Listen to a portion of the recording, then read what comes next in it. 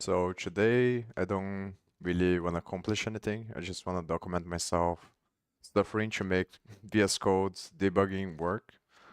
I've watched a bunch of videos already and I read the documentation, and I'm gonna do that again, and I'm gonna try to set up another project from scratch. And the problem is that most of the videos, they just cover the superficial stuff and they don't explain how to set up complex projects and deal with header libraries. And since last time that I was trying to set up the CPython interpreter project, I thought that the debugger was working, but it turns out that it's actually not. The problem is that it works if you have a simple code that doesn't use any header files, but as soon as you have header files, then it starts breaking. And I learned some things, so I'm gonna explain this first, and then once I'm done with that, then I'm probably gonna continue to read this book here with the text-to-speech, which is pointers on C, which is something that I'm trying to become better at. So I have 3 books that I have to read, and I have a course that I bought on Udemy, very cheap course. And yeah, so that's what I'm trying to do. And also I'm trying to become better with trying to learn batch scripting, because turns out I realized that the Python uses this batch scripts to set up the Python project. So I thought it might be a good idea to study how they do it, so I can set up the other Python interpreter project in the same way that they do it here.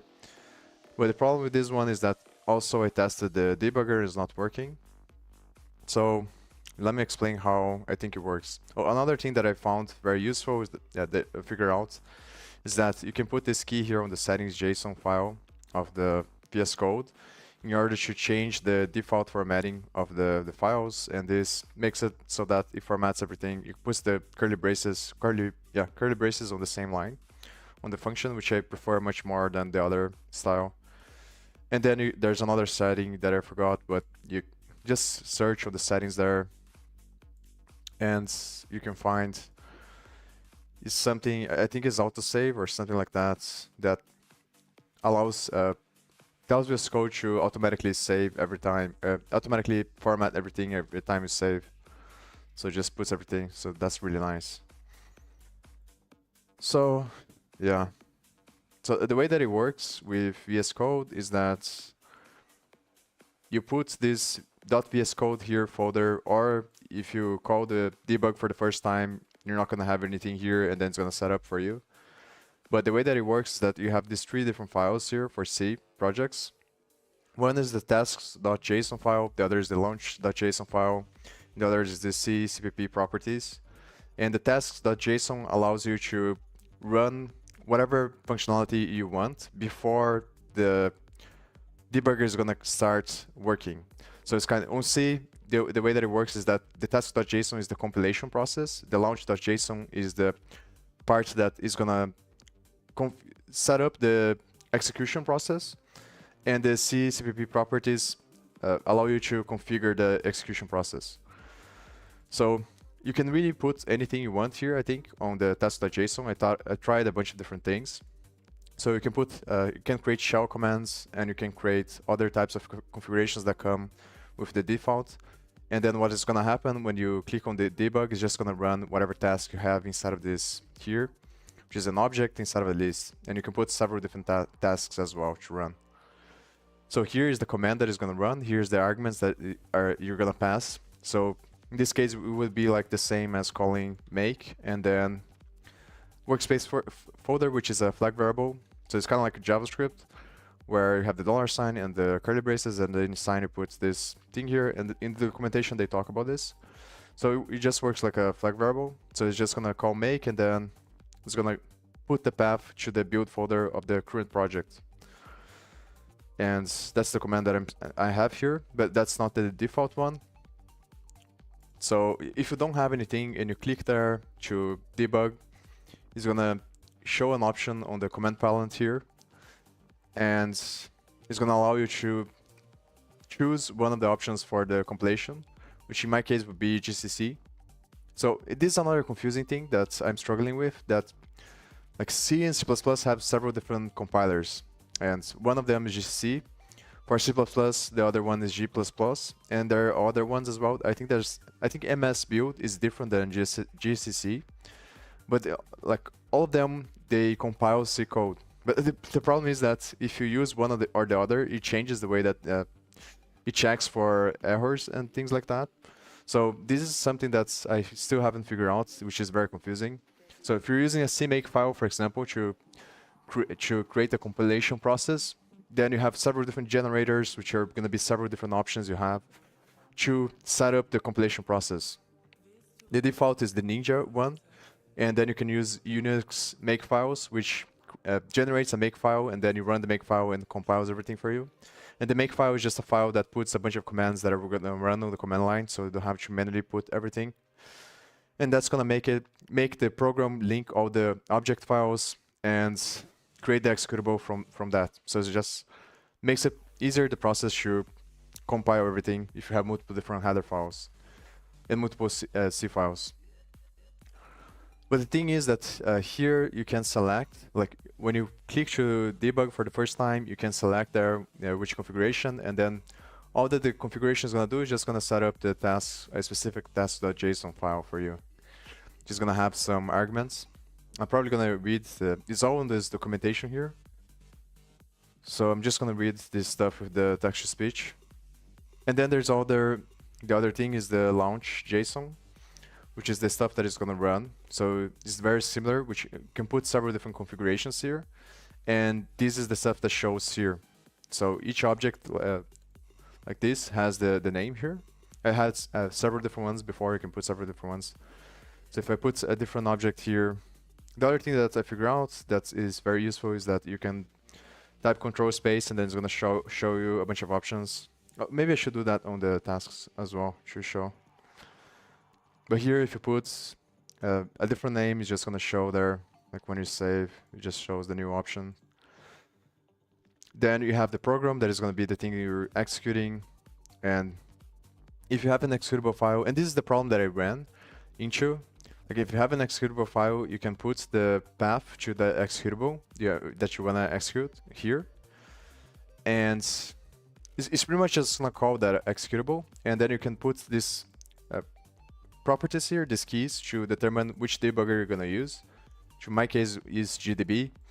And then here on the me debugger path, you have to pass the path where GDB is installed in your computer. And an easy way to figure out where the path is just by opening the command line, and then if you're using Windows, you put the where command, and then you put the name of the executable, and then it shows you the paths where you have that executable in your computer. So just do that, and then I just copy it here and put it on the path here. And then there's this setup commands here that I don't understand very well, and this environment as well that I don't really understand very well. So like the problem is that I'm having is that it's saying that the compilation failed because I have one command on the tasks. The other thing that you can do is you can pass a key here, which I think is pre-launch something, pre-launch task, and then you can put the name of the task that you set up here. So here would be this one. And if you do that, then it's just going to run that task before it runs this launch here. But this is the thing that I don't understand very well, because it's kind of like a black box. Because what I imagine that it's doing is just running whatever executable you have here with the program you set up here. And this allows you to open an external console to show the outputs when it's running the debugging thing. But there are two things that I don't understand. Is one, how does it connect the executable with the compilation process if these things are dependent on each other? So for example, you have to set up tasks.json that is going to do something, that is going to compile the code in a specific way so that the launch.json executable knows how to step through the code based on the linking process. Or if you don't need the tasks.json, you can pass any executable, and then it's just going to figure out based on the executable, because the executable already has the logic of the connection of the linking files. So I don't understand that very well. And the other thing is, like, how do they make the logic of the debugger work, which in this case would be GDB? Because the thing here on this project is that if I run GDB from here, I changed the configurations a little bit from... So the way that I'm building this is with CMake. CMake is just a more generic version of make. It's just a file that you set up that has its own language that it makes it easier to create the projects for you. So you put here, like, you're setting the name of the variable, so I'm setting the name of this variable to be equivalent to all these files here. The project name is the thing that I changed recently, but is the name of the final executable that you're gonna create. And here you add the executable, so passes the project name, which is this one. Then all the C files that you wanna compile. Here we include the header directories, which in this case is gonna take all the header files inside of the current source directory from where the CMake list file is at. And then here I have a library. And this one I'm not 100% sure, but the way that I made it work was just by linking the specific file here that apparently has all the code, but I'm not 100% sure if this is the best way or not. There's another command you can use, which is find package, which is gonna build everything for you. But the problem I found with that command is that it rebuilds everything each time. And you can also use another command, which is fetch, which searches for the resource, I think searches for the GitHub code link, and then downloads the code. So it's very similar to NPM and Yarn. The thing is, the more I try to do this thing, the more I appreciate pip and Yarn and the other systems, because like this is very a very pain in the ass. It's a lot worse than Python and JavaScript to make it work. And the biggest challenge is that there isn't any clear direction. I think most people that write C and C++, they use Visual Studio, and then Visual Studio does everything for you. But I don't like the idea of being trapped on Visual Studio. I want to find a way that allows me to build the project regardless of which IDE I want to use, which is the way that you can do it with Yarn and pip. So I'm trying to figure out the same pattern for C and C++, but it's very hard. But the way that it works is that when you run the command for CMake, then it's just going to create a build, whatever you pass the path. I don't remember really well, but I think you just put CMake, and then you can use the S flag to determine the source directory, which will be the current directory if I'm on the source folder. And then you can pass build or /b, I think. Or /b or /b, or like this, I don't remember really well. And then you specify the path that you want the project to be built. And this creates the initial build configuration, and then and this is the part that it changes depending on which generator you're going to use. So you can pass this G flag, and if you don't pass anything, I think the Ninja is the default one, but you can pass the G flag, which is going to be the generator, and you can pass like this, which was the approach that I was using before. And what this is going to do is just going to generate a make file on the build directory, which I believe I have here.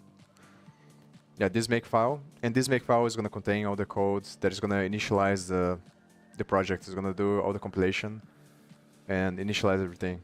So I believe that the difference between this one and the other one is that this one is for Unix systems. So it's more for Unix systems. And the thing that is tricky and that I still don't understand is that depending on which generator you use, it's going to change the way that it compiles the code. So if I use Ninja, it doesn't compile the code that I have here, and it gives a bunch of warnings. But if I use the makefile, it compiles the code.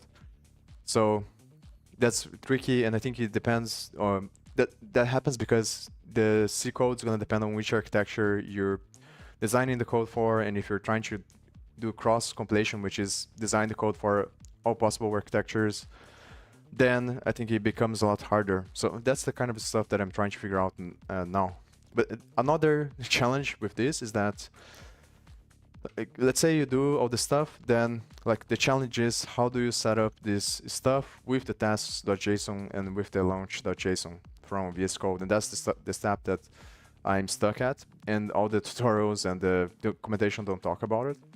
There is some documentation that talks about making it work with CMake, but from what I've tried, it didn't work. So I'm not really sure what I'm doing wrong, or yeah, I don't know. So what I would like to, it would be much easier if they allowed to just run the executable, and because then I can like detach the compilation process with the execution of the thing. But I think that for apparently I think that is probably connected. So you have to, so the way that you set up the tasks.json is going to interfere with the way that you set up the launch.json, because I think that the GDB debugger that you specify on the launch.json is going to rely on the compilation process. So if you don't compile with tasks.json, or if you choose another compilation process, and like VS Code is not aware of the compilation that you chose, and that's kind of the challenge, because then it doesn't have the symbols and you can't figure out how to step through the function. And all this functionality is gonna happen when you click the button. So yeah, tasks, compile, and launch just executes. And then this one has some configurations. You can put the compiler path, which is what compiler you want to use when you're executing the code. So I think that's pretty much it so far. And I'm trying to figure out. So the idea that I have is just set up another simple project and try to start from the beginning with the debugger and see like how the VS Code does it, and try to see if it's gonna fail if I put a header file. I think that's what I'm gonna do now. So let me check here as well. No, it doesn't have it's not showing the other.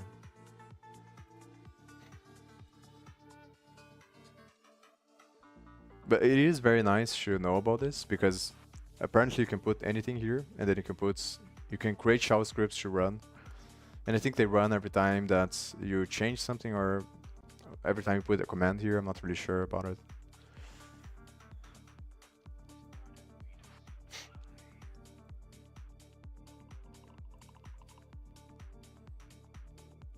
So what I'm trying to attempt is so the one thing that I thought about is, like before I even saw the documentation about CMake, is that why don't I create a batch script, and then I put the script here, and then I can just build the project as if I was using CMake manually by putting the scripts on the build bat, and then ask ChatGPT to create this stuff here. So what this does is just runs the commands that I was running manually, but runs on tasks.json. But the thing is that it doesn't work, so I'm not really sure what to do about it. I think what I can do here to show just this, and then don't put any arguments. Oh, there's another thing you can put here, which is gonna specify the problem matcher, which in this case is gonna be GCC, I think. I don't remember. Maybe it's, but I don't know like why. Like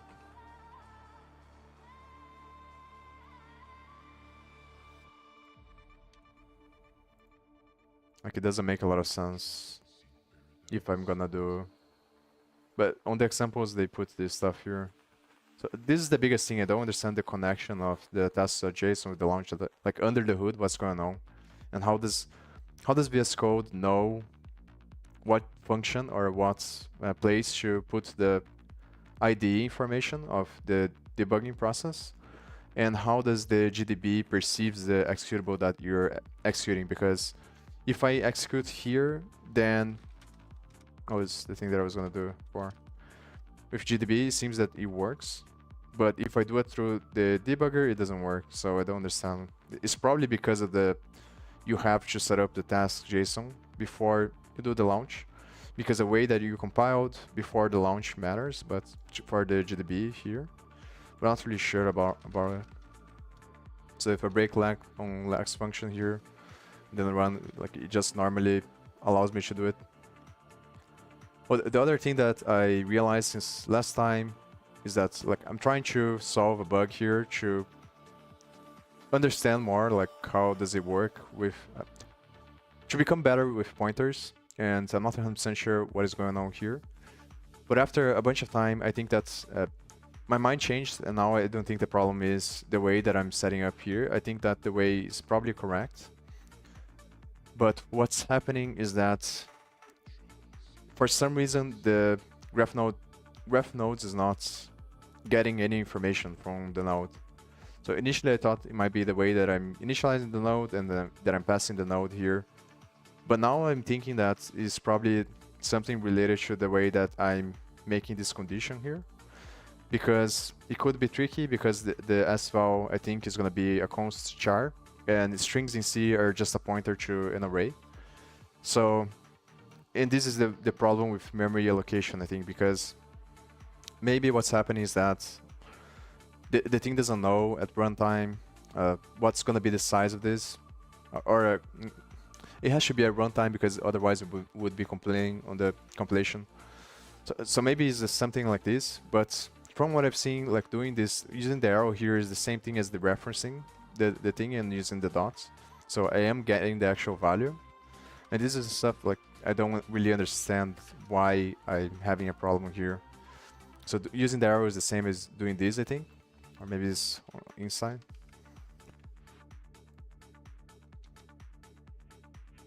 So I really don't... Which means that you're dereferencing the pointer and then you're accessing the value. Not the address, you're accessing the actual value of this. And then I'm making the actual value equal to the value of this thing because I'm also dereferencing here.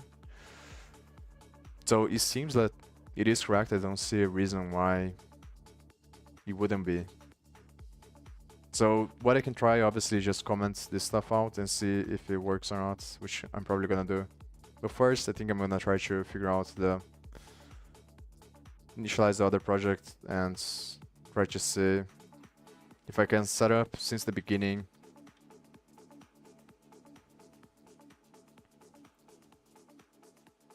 Instead of using CMake and the other stuff. But it's still kind of annoying, like even if I can do that. But I'm gonna try it just so I can build a simplified version of this other project here, up to the point that I have this bug, so I can try to figure out what's going on with the debugger. But it's still kind of annoying even if it works, because ideally I would be able to build the project with CMake or with another approach like that allows me to have a lot more flexibility in the way that I'm doing, and then use the debugger with the CMake build that I have. Instead of being forced to use MS build, I think, which is what Python uses. So I was looking into the way that Python does it, CPython, is that they have, I think on the documentation they tell you to run this command here on Windows if you want to run. And what this command does, I don't understand very well yet, but I think it calls these other two batch files here, and they find the MS build executable you have on your computer, which comes from Visual Studio, which I believe is something that's it's kind of similar to Webpack, I think, on JavaScript. That's something that bundles all the code and like figures out the linking process, I think. And then it creates everything, like all the object files that are gonna contain the linking, and then it compiles, I think. So it uses MS build, but I'm not 100% sure exactly how.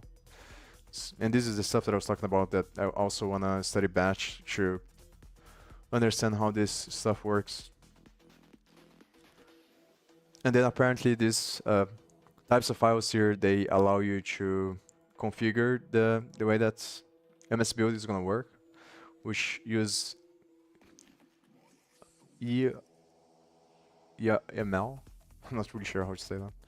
But this language here, so you can specify the build here, which maybe is something else that I have to figure out. The challenging part is understanding what is the recommended way to build the thing. The way that I can think about it, like if you're gonna build a project to like use in the same way that Python, you can use Python. The way that I think you can probably do it is just by setting up these batch scripts, And then from the batch scripts, you set up the cmake commands or make commands or whatever type of build you're gonna use to build this C thing. And then from that, you create the executable. And once you have the executable, then obviously you can put the executable on path. And then you wouldn't change the executable location. So maybe that's the way to do it, but I'm not 100% sure if it is or not.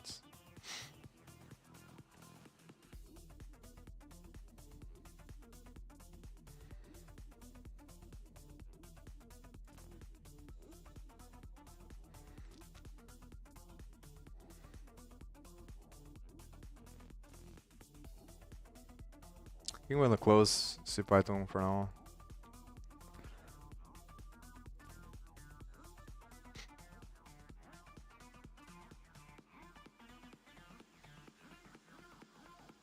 But I wanna see if I can find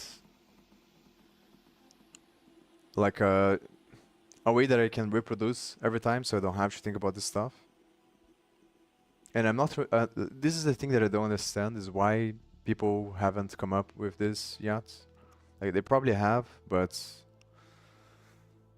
because I know that C has package managers, but I don't understand why there isn't a standard way. Because like if you think about it, there's nothing that stops you from building. I think you can determine like the same way that Python has find packages and Node has Node modules.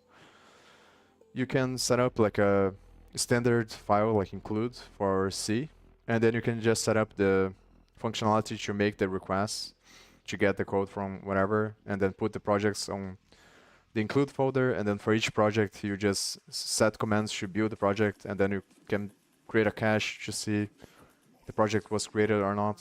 And I think that CMake is used for that, but the problem is that there isn't any standards, so it's very like all over the place on which way you should build the thing.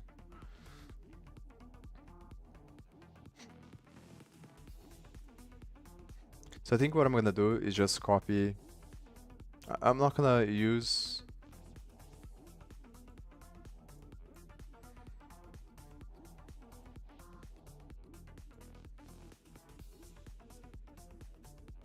I'm gonna remove the graph as well.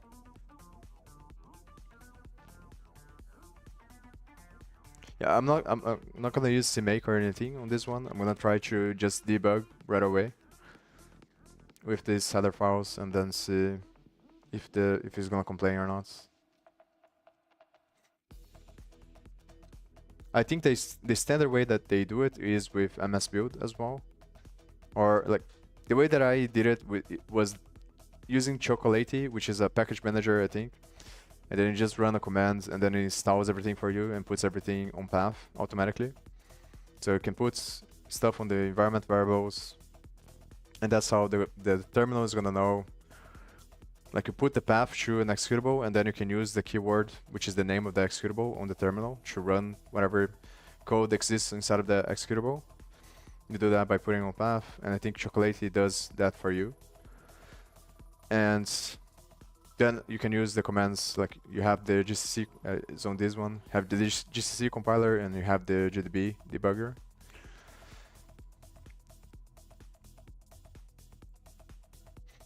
So compiler, I think compiler H, I think I'm actually gonna do the include folder. Then I'm gonna put all the header files in the include.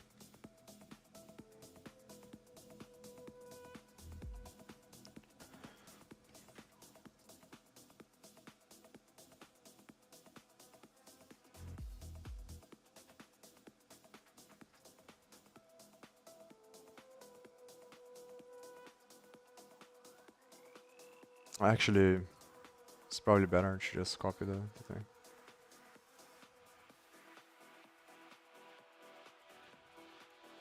What I'm gonna have to change is just the. I think it makes it more organized if I just put only headers instead of the include, and I put the other stuff outside. But then maybe I'll have to change the things here. And I'm not 100% sure if these relative paths work as well. This is one of the things that is kind of confusing because on some, I think on one version of one generator, the relative path was working, but then on the other one, it expects another relative path, so I'm not 100% sure how it works. I think I'm gonna put them here instead.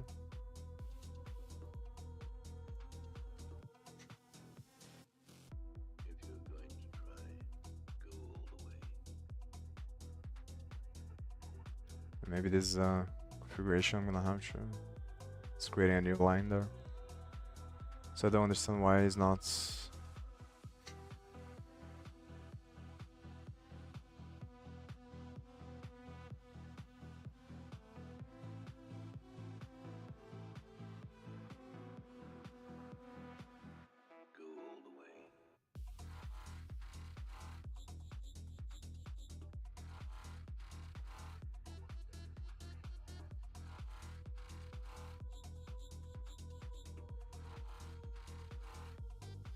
It's probably something from VS Code.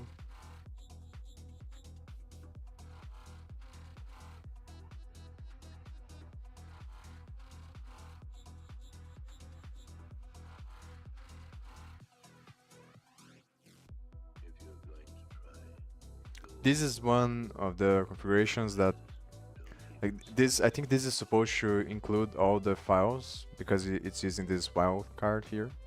But that's another thing that I'm not 100% sure. I don't know if it searches for files on nested or nested folders. And another thing that I thought that it might be fucking up the other project is that I'm using that JSON library, which is an external library, and I have a folder there, but it's a whole project, so I'm not 100% sure if it's because of that the debugger is failing. Because for some reason it can't build. It's not building the other project because I was using the static library with the CMake on the other project. So I'm not sure that's the problem there. So maybe... Yeah, but this should include all of them. Let's see if I...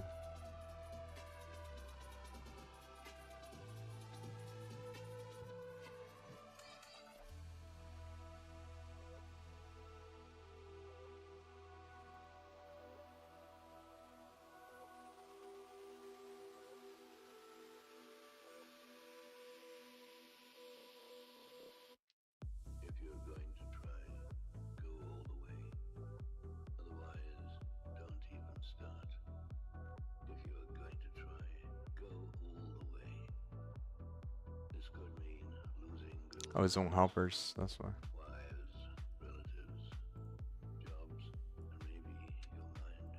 Okay, nice.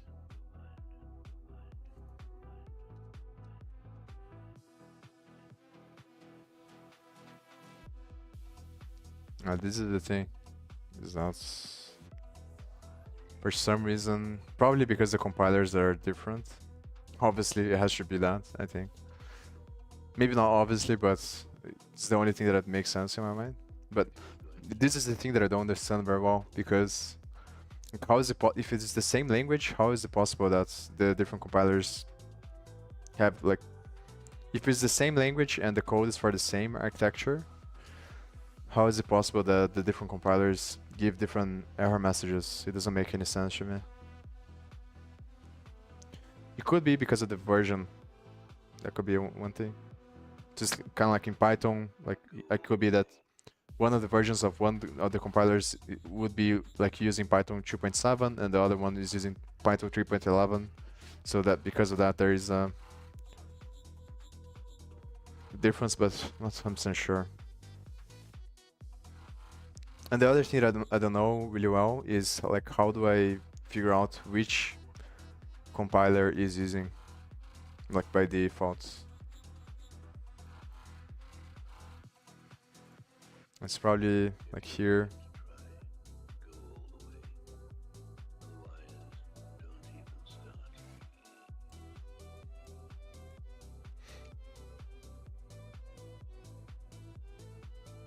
maybe it's this thing here. But the question is then, like, which one should I use? I think that on the CPython thing, they use the MS build, which is probably one of these of Visual Studio. So, like, I probably shouldn't use these ones. But maybe I should try to compile first, and then, like, the thing's gonna set up everything.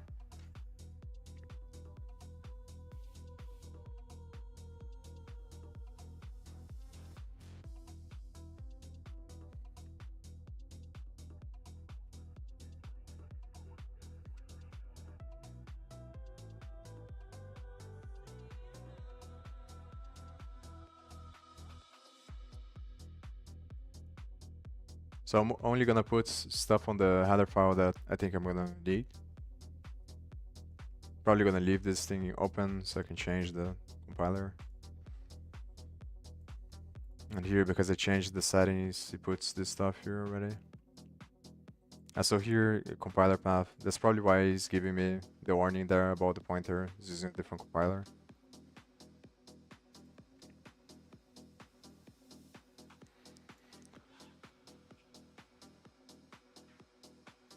Yeah, so the main things that I want, I think I'm just gonna delete this other stuff. The only thing that I want is this function, and maybe just gonna delete these flags as well, like whatever. So the only thing that I need on the compiler, and then I need to create another function here as well. Actually, is the I need the definition of the compile thing, and then I need the declaration on the header and the definition on the other compiler C.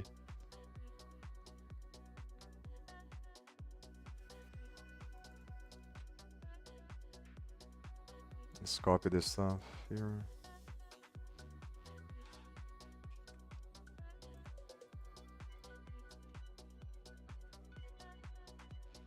And then I'm gonna need, obviously, the other stuff that the compiler uses, but maybe I can just leave empty for now.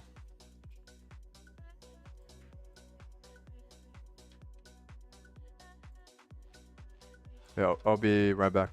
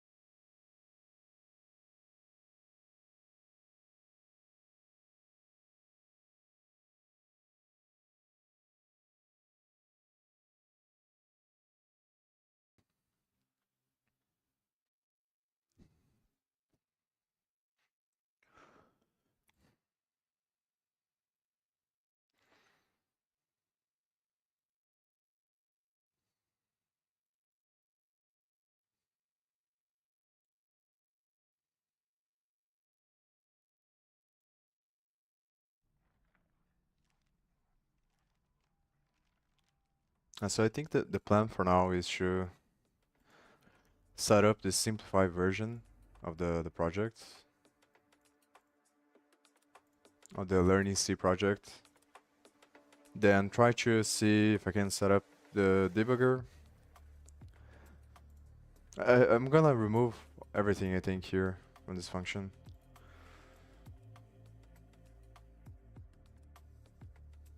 Let me think about this. I think I can remove everything. Just return 0.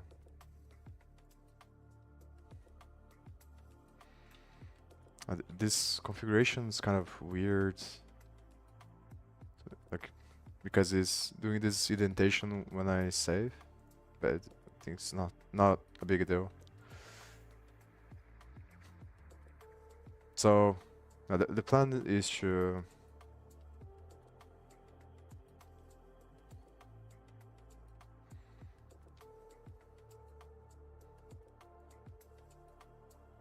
just gonna do the simplest thing possible here and try to see if it works. I want to test the debugger first with the header file. If that works, then I try to incorporate more and more from this function or from the other projects until I get to the point where I have enough code to test the stuff that I'm trying to debug.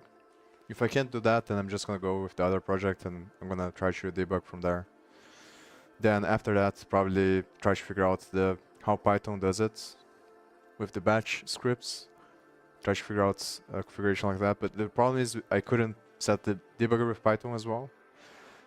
So like I'm thinking about not spending time trying to figure out how to set the debugger with Visual Studio Code. Like it is helpful, but if it is too much work, then I don't see the point. Because then I'm gonna be losing too much time. It might as well just use the GDB from the command line, and then I just try to solve the problems by thinking about what could be wrong. The main thing that I want to become better at now is the pointers in C. That's what I'm gonna really focus on now, because then I'm probably gonna need that when on the other project for understanding Python and all the other stuff. It's complaining that the definition is not found.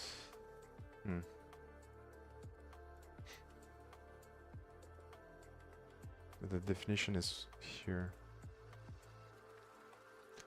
The other thing that I have to do is let me see if I can use pragma once.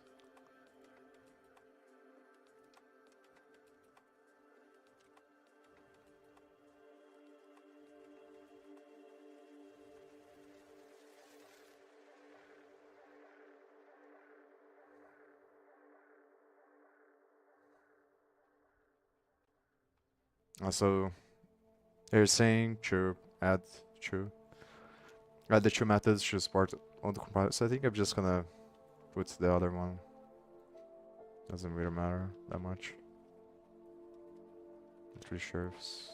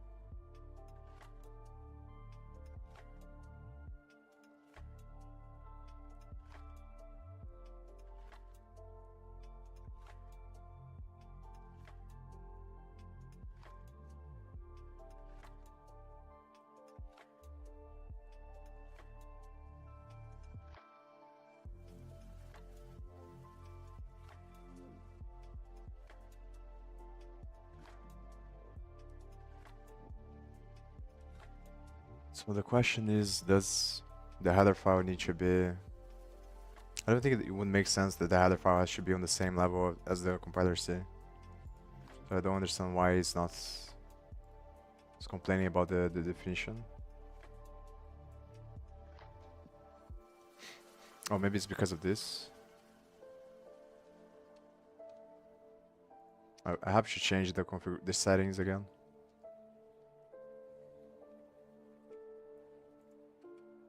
It's annoying. Yeah, still. So let's see how can I change this. Let's see.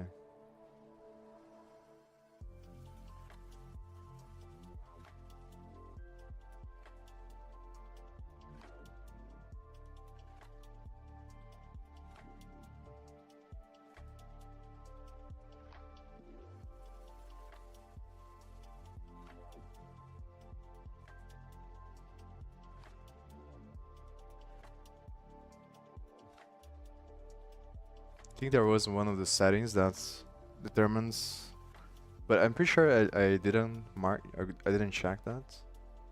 There's a setting I think that determines whether the brace is gonna stay on the same line when you have an empty function, but I'm not.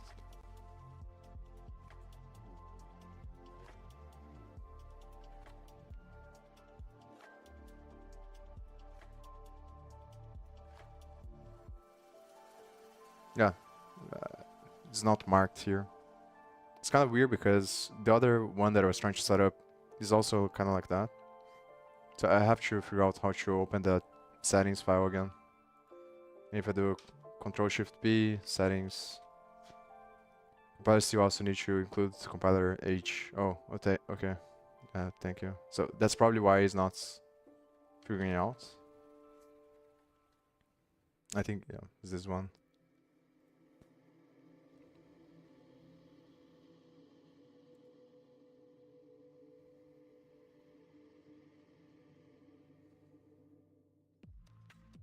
So maybe it comes with this style here, which is a pain in the ass. Or it could be, no.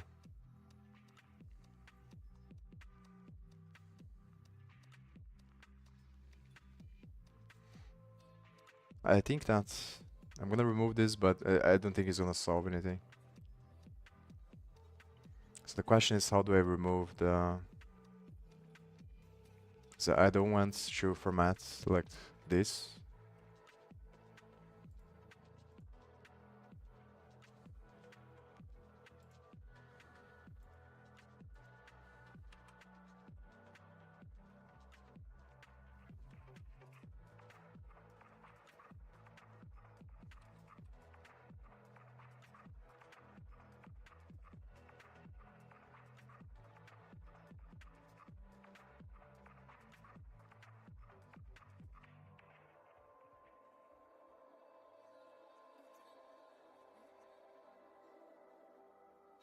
Just remove this and see what happens.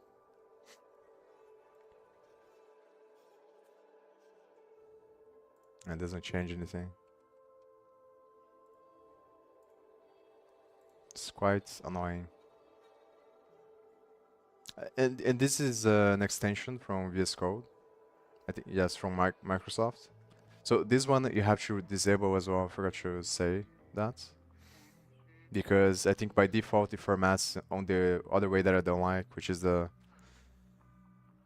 is using a new... Not really sure why this stuff is showing here. It uses a new line for the curly brace.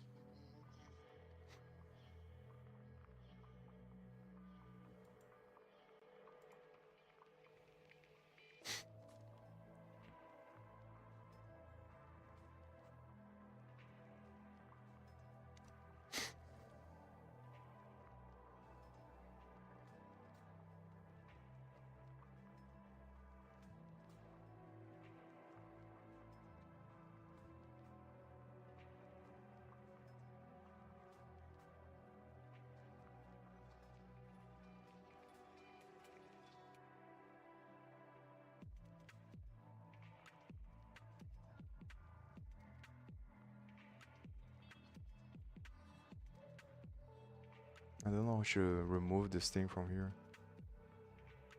What the fuck?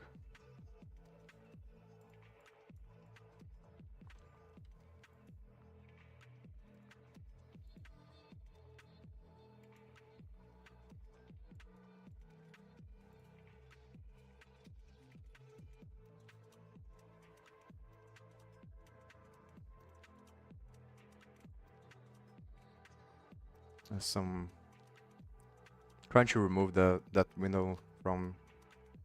Not really sure how I put it there. It's probably a key shortcut.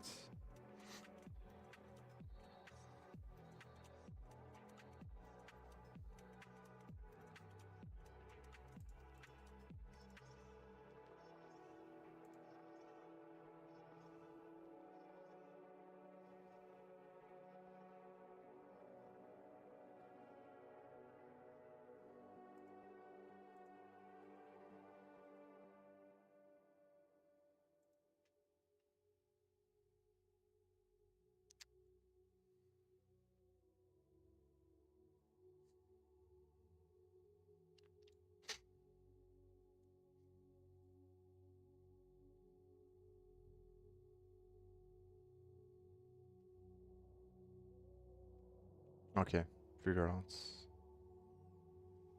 No, now there's another thing. Oh, okay. Just a shortcut there.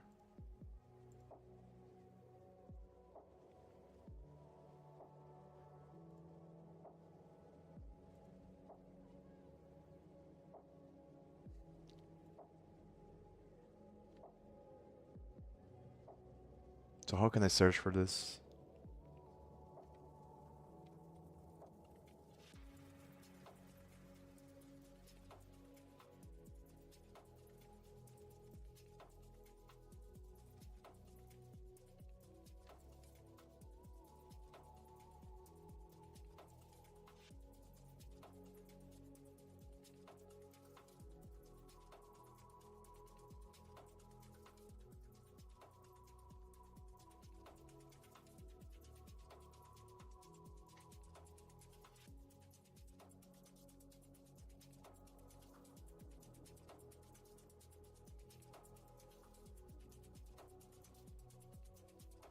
And the problem is that I'm not really sure.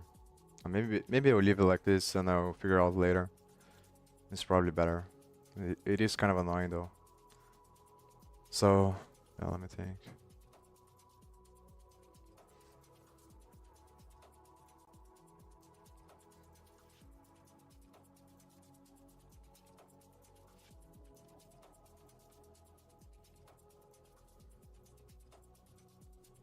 Maybe if I change the indentation here, it's gonna change. But the problem is that it might fuck up the other stuff. No, still. Or let's try to remove this stuff.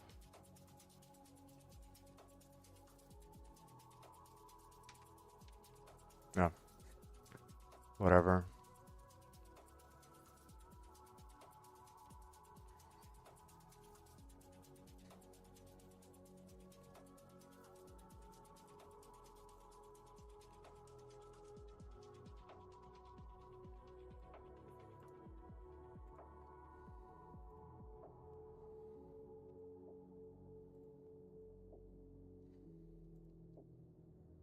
Listen now. Let me think about it.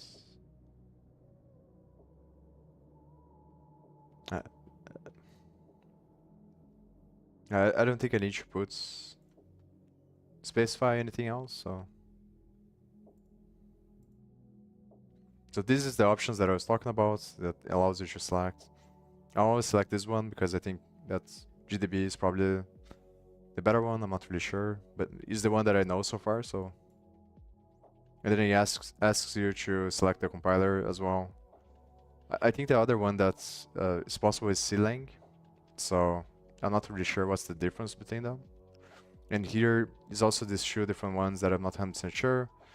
But this one comes from Chocolatey. But I think that it is the same compiler, just through different places that I have there.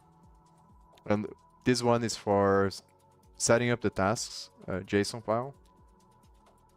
But it's probably gonna mess up the thing, yeah. So this is the thing that I have to figure out.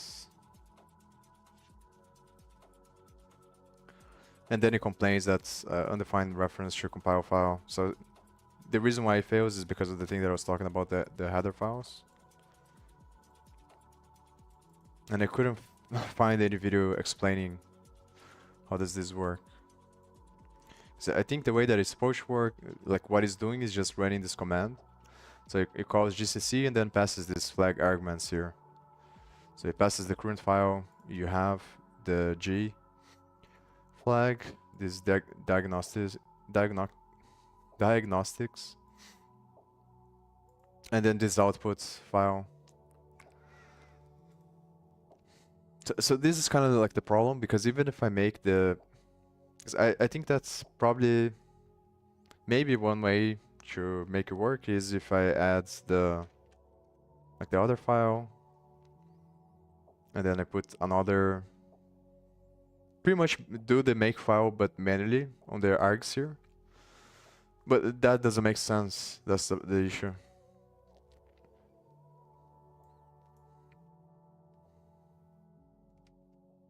So I'm not really sure what to do.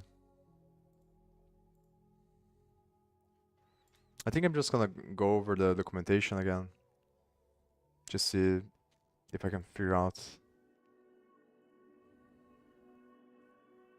But like this is the thing that doesn't make sense in my mind, because and the problem is if I do it the other way that I was doing before, if I just put a bash script here or I put another command that is just gonna go run cmake and then run make, it's gonna compile fine. But then the issue is that the debugging process doesn't work, and I'm not 100% sure why. So like you specify the executable on the launch.json file, which is the final executable that is gonna be created after you compile the code. But then for some reason it says that the compilation process failed, but it doesn't make sense. So like the only thing that makes sense is that they have to be connected. But so like maybe the question is like, how can I clarify this?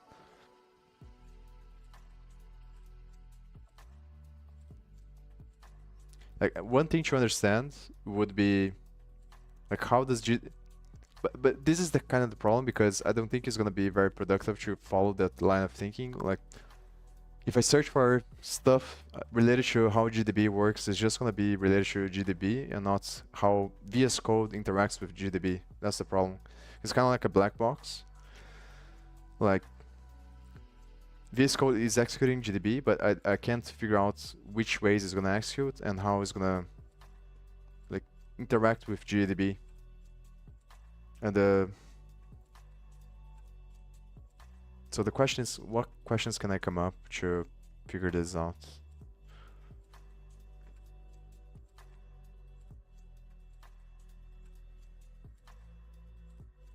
And this here is just creating the path, like whatever is the active file. In this case would be main that you run the debugger on. You're just gonna replace the file directory that the file is at, and then here it replaces the name of the file. So it just removes the .c, so it will be main, and then it becomes calls the executable. So like it's passing the main.c here with the g flag, and it's calling gcc, so to compile the file, and then it's generating the outputs, which is gonna be the executable on the same directory with the main.x file. I think like the way to make it work would probably be to just put the compiler C file there. I'm gonna try this. Maybe it doesn't make sense to actually.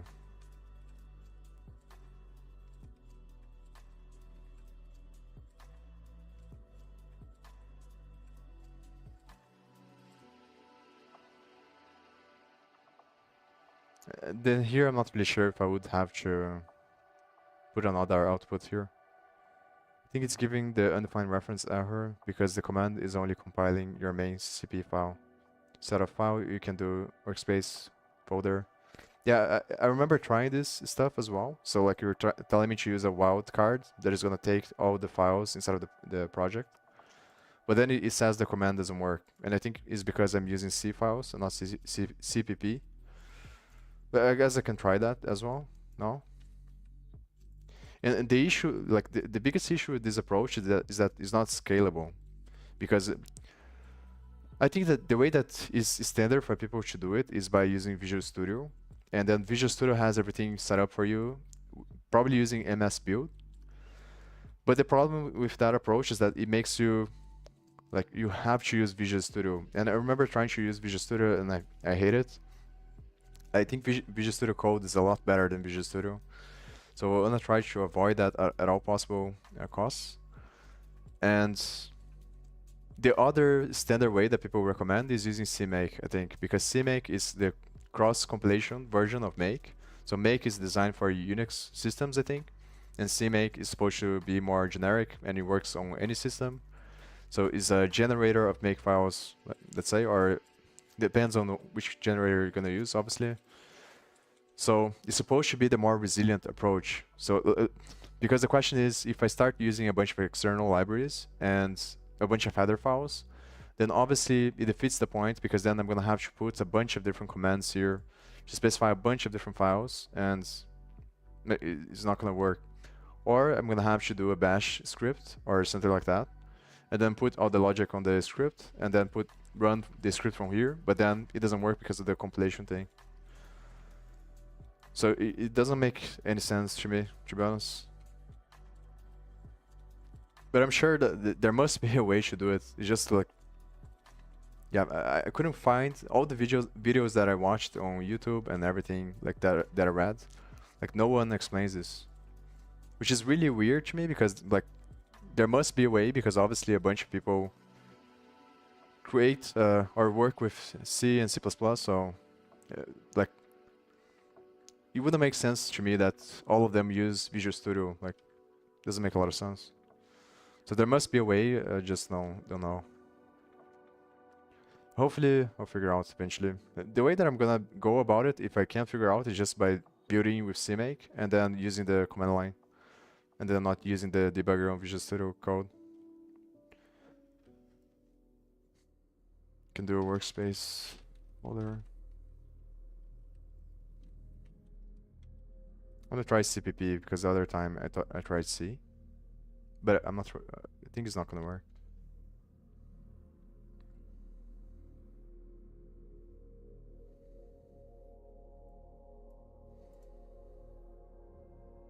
And one thing that I can try as well, maybe it would be better, is just to try to. The other thing it could be that I'm using this compiler here, so. But I think that's not the problem. It's just saying undefined reference, so it's probably not finding the header file. Yeah, invalid argument.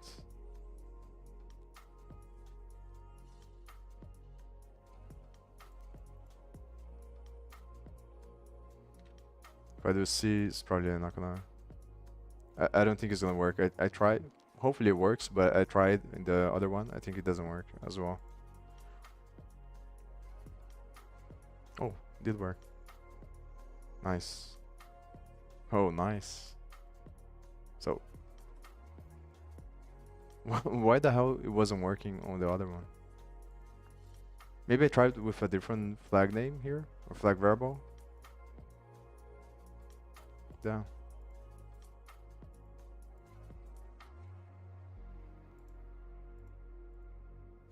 Interesting. So let me try the same thing on the other one.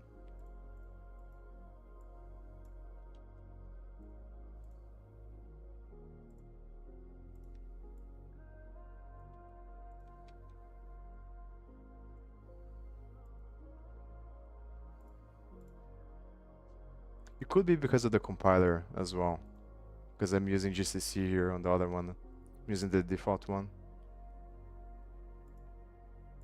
The thing is, it could be several different things because this project is more complex. So.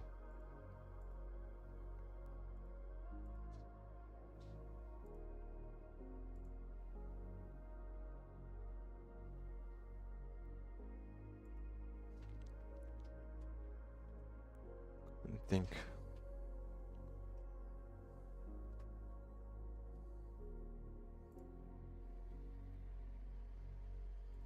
I guess I'm just gonna try, and then I'll think about it later. Maybe what's wrong is the JSON thing, the external library. Maybe that's why this one is not working. Or I use a different flag variable there.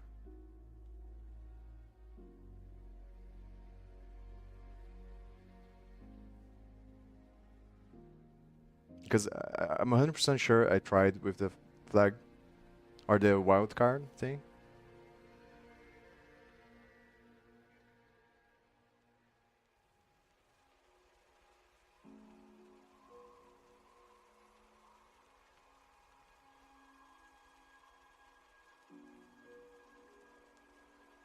Hopefully it works though.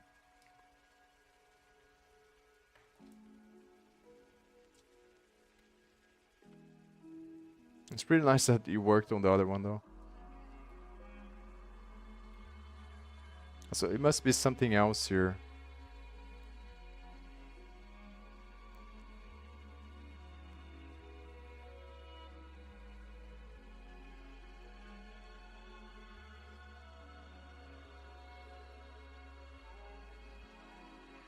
Assuming that all source files are in the project folder. By source files, do you mean the header files? Or the C files, or both? Because, like, this is the thing that wasn't very clear for me, is that is it gonna search for all levels possible? I think it has to. Maybe it's because of the I think it's because of the configuration here. It could be that. Because here, like the way that they talk about it in the documentation is that this one's gonna look for all the header files in the workspace folder, but maybe it doesn't look for levels deeper. And then because on the other one I've put the include, it works. It could be that, I think. I put this one here, the C files. But does it look at all directories? Because all of the C files are here on this one. I think it's probably the header files. It could be the reason.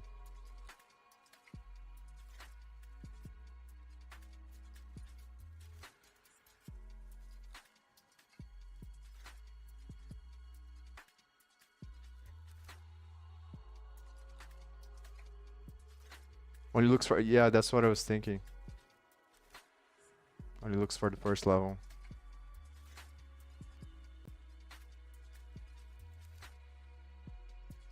And do you know what is the best way, or if there is a way to use the same CMake instead? Like I made it work as well by using CMake and make command. Just actually, I tried two different approaches. One was using make directly, so just passing the path to make and executing make command, and then it compiles fine, but then it can't debug. So. And then the other way I tried with the batch script, I think, and I'm not 100% sure, but I think I also tried by running CMake directly on the tasks. So like running the CMake command for building the project with the generator, then after it builds the project, running the make command on the make file that is generated, and then it makes everything, but then when it executes, it just says the compile failed. So I'm not 100% sure like why. Because it would be the best if I could use CMake, obviously. But this is, I'm really happy with this, to be honest. Because at least it's working here. I was expecting to fail, for sure. The other thing is, let me see if I change the path here and see if it still works. Because it's annoying if I have the other one.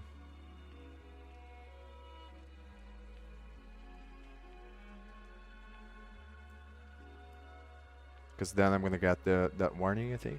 It's probably because of this.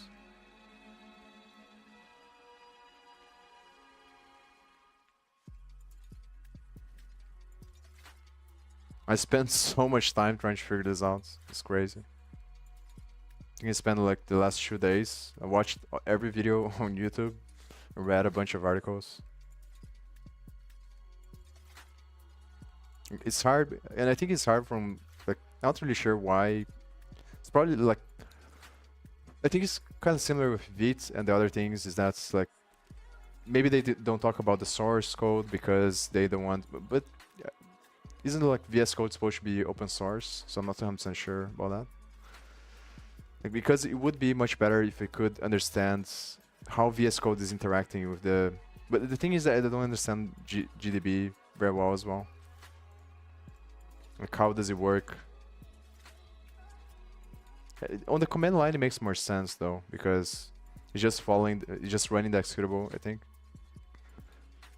But the problem is like how does VS Code, because the other thing that is kind of weird is that when I was getting the message of compile failed, the IDE, like it was working, it was showing the buttons on top, but it wasn't highlighting the step where it was at on the function. So I'm not really sure how VS Code interacts with GDB.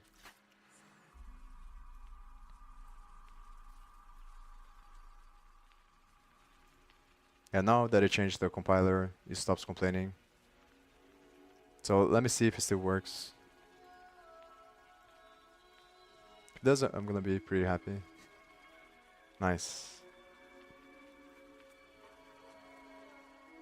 At least that's much better than nothing. So now I think what I'm gonna try to do is just to change the header files on the other one. Which just puts all the paths here.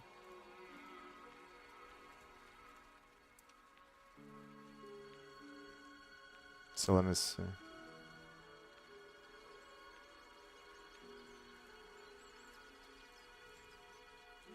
So I have graph. But I think I tried this as well and it didn't work. It doesn't hurt to try again. So it might be what you're saying about the that I need to put the C paths as well for the other ones.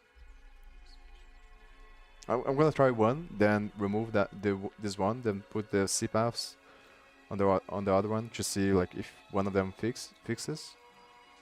And then if it doesn't, then I try both, obviously.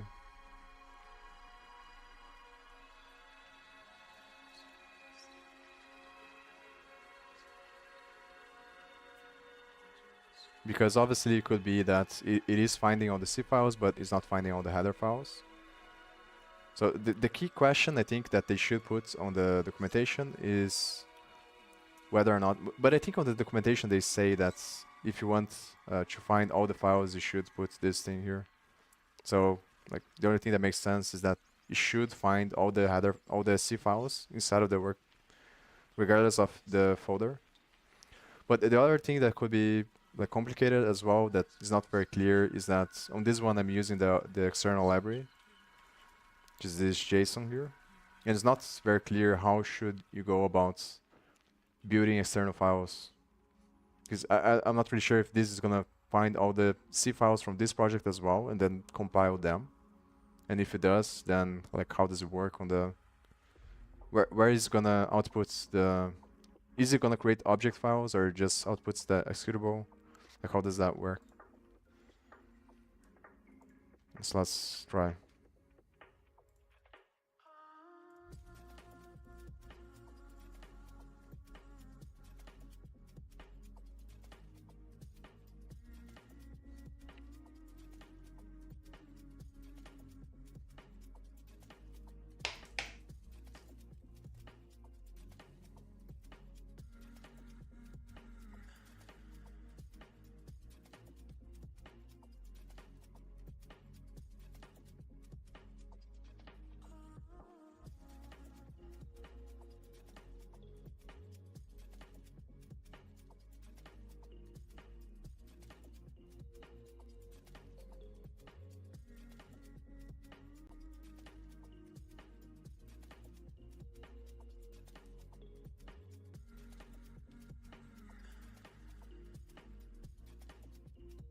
And the question will be then, like, if it does work with this way, then maybe I don't need the CMake file because it's a lot easier this way.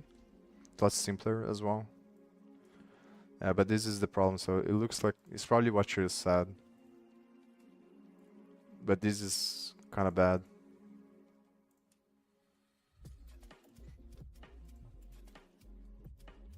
Maybe it's the same thing though, like, because regardless of the whether or not you need to specify all the header files or the C files, you still need to specify them. So if you have external libraries, I think it's just a mess. It's probably better to use CMake, but then the question becomes how do you integrate CMake with this? I think the key question is, how does VS Code perceive the connection between the compilation process and the executable? And there needs to be a connection because it wouldn't make sense. If when I try to run the executable right away without the compilation process, it fails. But if I run the executable from the command line, it works. So that means probably that the problem is not on the executable. So the only logical conclusion, I think, is that the launch.json file, even though you're passing the executable, you still need to have like a compilation process that is connected to that. And it's probably related to the way that VS Code is gonna call GDB to debug the executable. Because if you run from the command line, then it's possible that because you're running from the command line, the executable is gonna find all the, because the code of the path that was created from the executable is gonna depend on the compiler used. I think that's the problem. So like, because I remember that I had this warning. So like when I changed from one compiler to the other, because like I wasn't using like the project from the guy uses paths that are not relative, but it is like local libraries, and it still works with one compiler. But then if you change the compiler, then it requires you to put the specified path for the local library. And obviously the only thing that makes sense is because of the linker you're gonna use, the linker the compiler is gonna use. So depending on the linker, the way you specify the path is gonna change, I think. And that changes the executable, the final executable. So probably the error is that it might be that but the thing is, like, on the documentation they tell you to specify GDB and then just put the path to GDB. So the question would be, like, why would they compile the code if you're not specifying to compile? Why not just run the executable directly with GDB? And obviously there must be a reason, like, that is related to the IDE, but this is the stuff that I don't understand really well.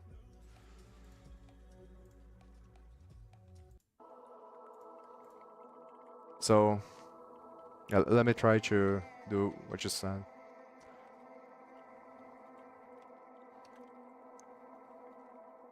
I think it's gonna be even if it complains about the external file, I'm gonna know if this way works, because the error message is gonna change, obviously.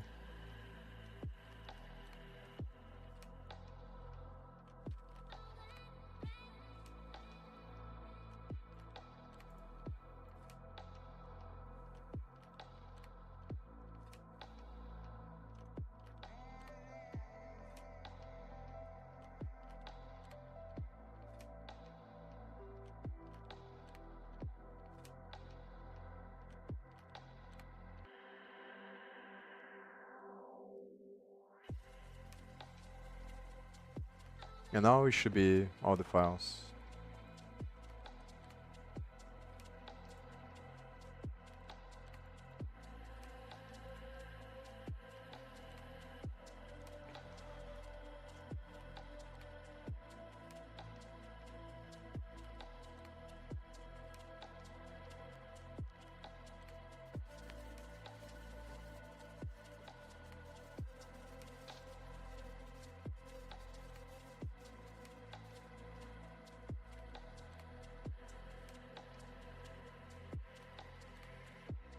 Yeah, maybe now it's gonna work.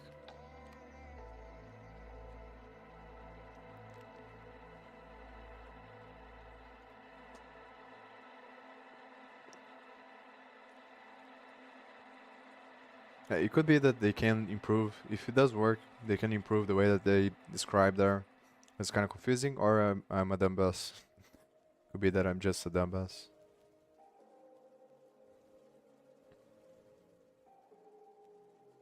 Yeah, so now it complains about the file, the external library. So this is the question now. I think this is the problem though. Like, because it defeats the purpose of using CMake or other build tool. if you have to manually describe here what you're gonna run. So the best way should be to use CMake for the compilation and then use GDB directly on the executable. So, and I think that it requires you to have both. Or I might be doing something wrong as well.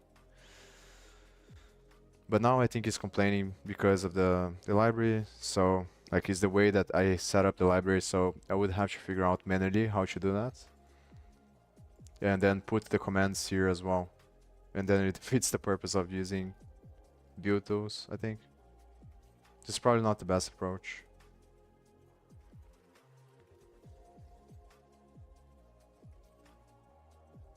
So the question is how to make this work with CMake. And I think that there is yeah, I think this is the launch.json that they tell you to use. But I'm not really sure if there is a tasks.json. I think there is, but I don't remember really well.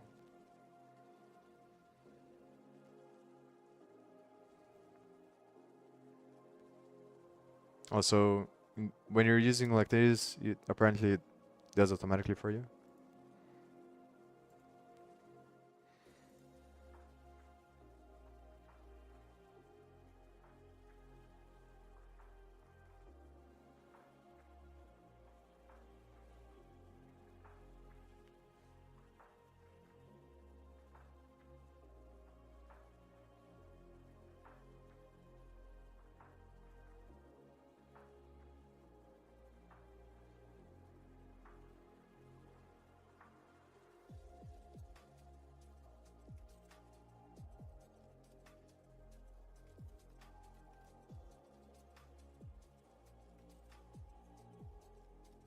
Oh, this is the thing. It might be because of I just used the default thing and I didn't change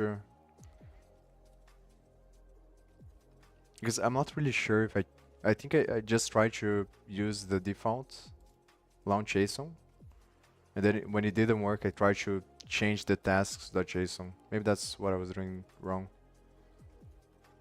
I'm not really sure if I try to change the launch.json thing.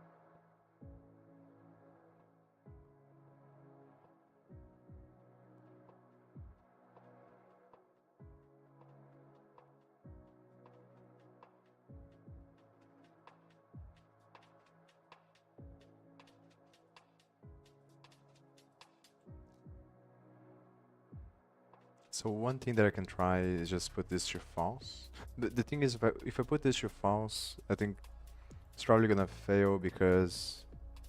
So the question is which build is gonna run.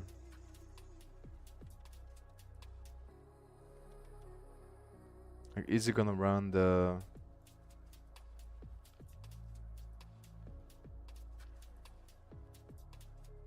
Hmm.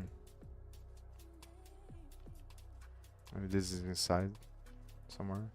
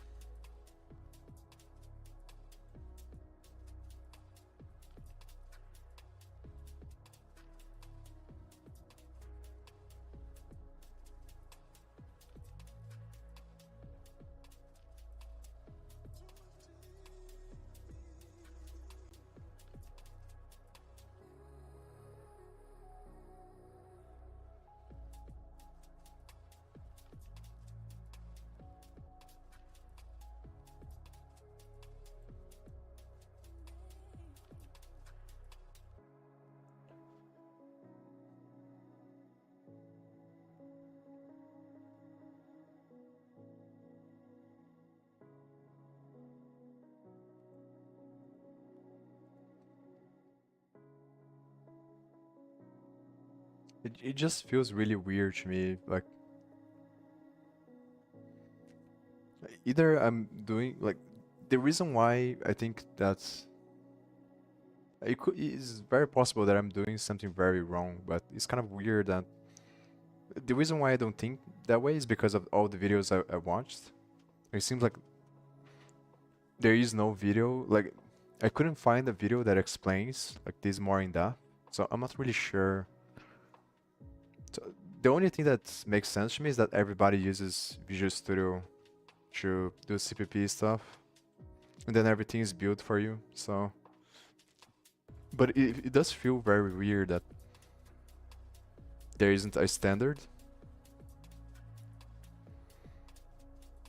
And I get that there you have like this trade-off between flexibility, because essentially if you don't have a standard, then you have more power because you have more flexibility on which package manager you can choose and all that stuff. But like maybe I'm just looking at the wrong places as well. Could be that because my intuition tells me that there should be like it doesn't make sense because it's C and C++ is so old.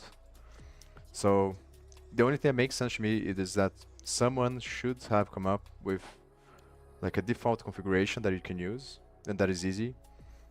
I remember seeing that some people talk about like the way that they structure is by using CMake and then they use fetch inside of CMake, which gets the projects, and then they use a cache to see if the project is already installed or not. But it wasn't very clear to me, like it wasn't very defined. So it is kind of weird. That's maybe I'm just looking at the wrong places. Could be that.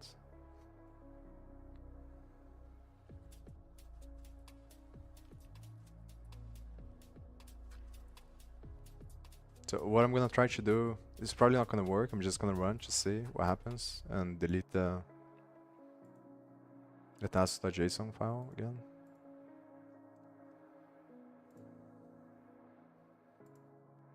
And I just wanna see, remember what kind of warning that I was getting. Then if it doesn't work, I'm gonna go back and look at the documentation, try to see.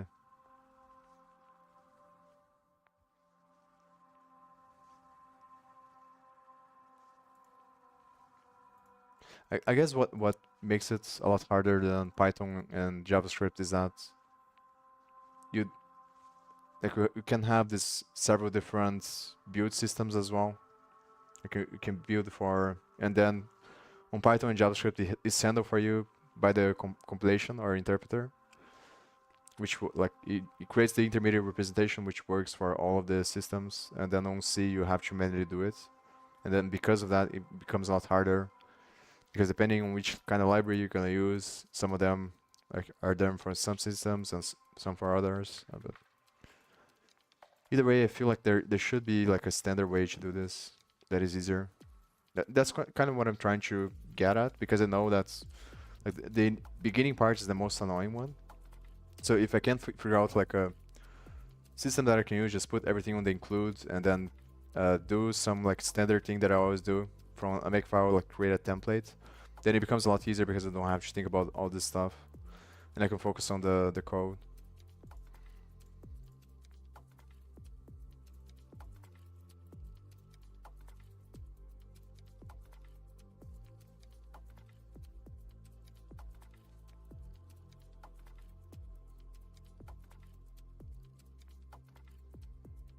I guess is the problem is that is the paradox of search that I talked about some time ago, is that because I don't know how it works, I don't know what to search for. That's kind of the thing. Maybe I'm just looking at the wrong places because I don't know like what keywords to use to search.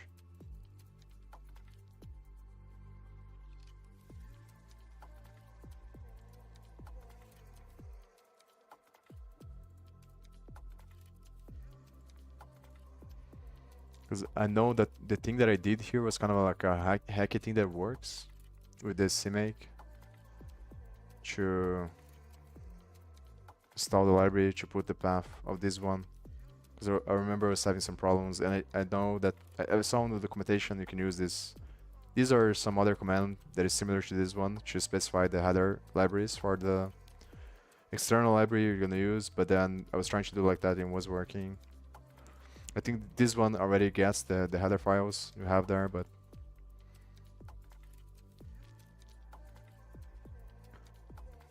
so let me try again this thing.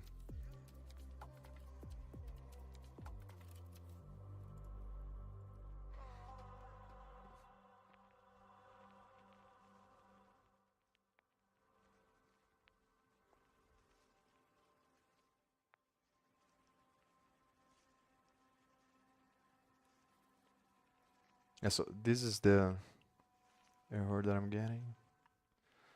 I remember getting this one, and I remember getting some other ones as well with different variations, but I don't remember exactly what I tested, just say. So maybe what is going on is that I'm passing the wrong, but it should be the, yeah, what is launch target path?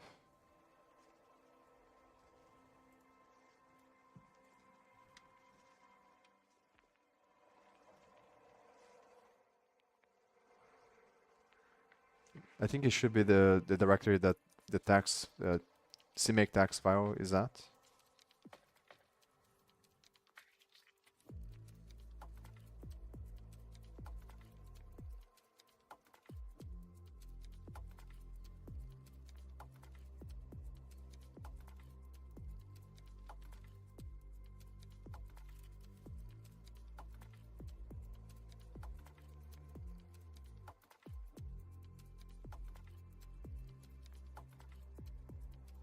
Oh, maybe that's the problem.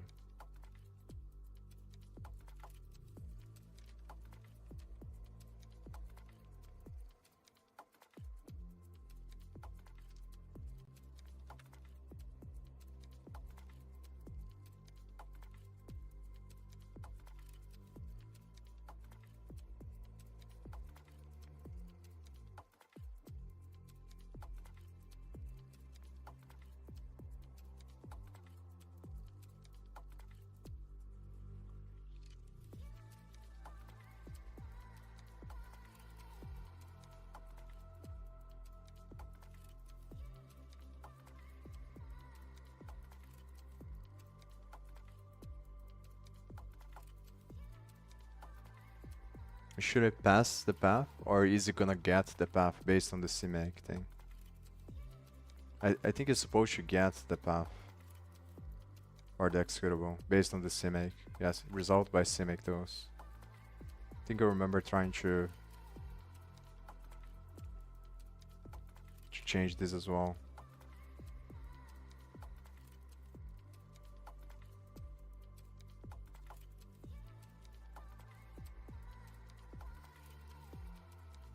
So it's gonna run from the workspace folder, and the other stuff's supposed to be resolved by CMake.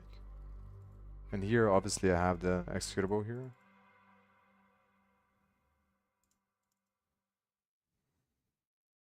This is kind of the weird thing, is because like I have this file here, but I have the build on the build folder.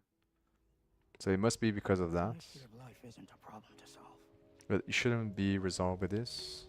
So maybe I have to. Maybe if I pass the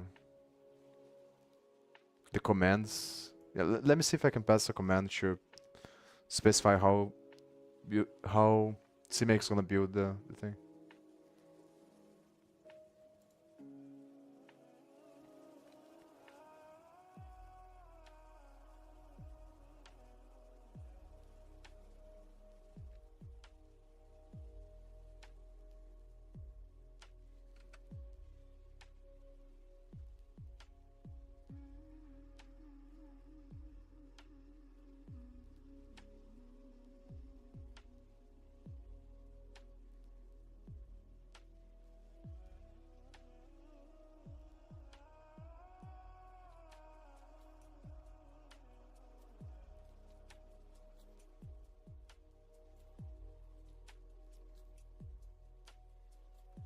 Yeah, because this is the thing, that the tasks.json is supposed to be the one that compiles everything.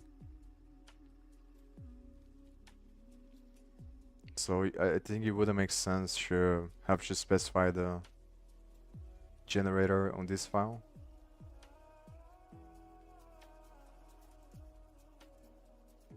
Go back to this thing here.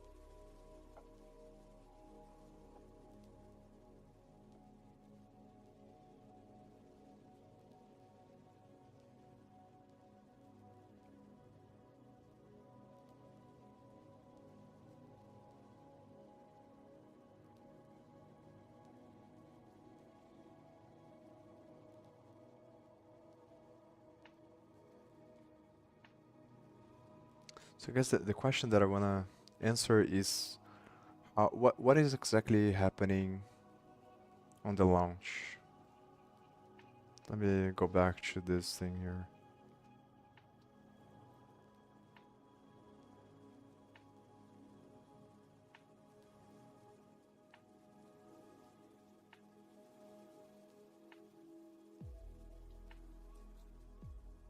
I think like the thing that makes sense is that it's gonna run this command here, but the way that I'm thinking about it now, like what is gonna happen is that like it's gonna run from the workspace folder, which is the root of the project, and then it's gonna run whatever CMake text file we have there, which is CMake list, and then it's just gonna execute the configuration I have here. That's what it makes sense to me. But at the same time, it kind of doesn't, because the tasks.json is supposed to be the part that it runs whatever you have to run to compile the code. And this should be the one that it runs to execute the code with the GDB. But based on the standard thing that they put here, is what makes sense to me, because same result by CMake tools. But maybe they're talking about just the command.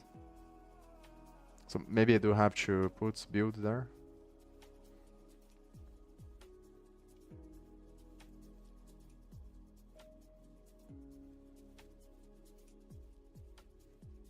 I don't remember which one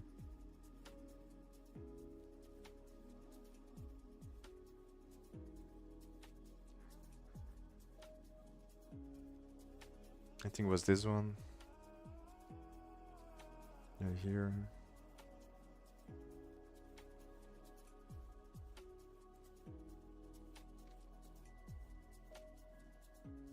Full path to the target executable, including the file name. Log this session.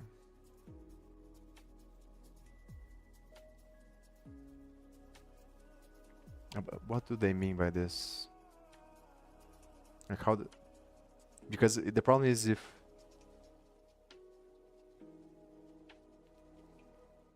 the only thing that makes sense is that it is the executable that you have on the add executable on CMake. Like this.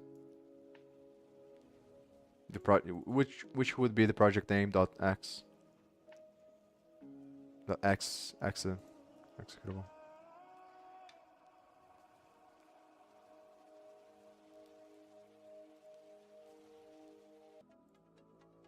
So like the problem is that if it is that maybe you should just try to put it like this. Let me try like that. It's probably not gonna work.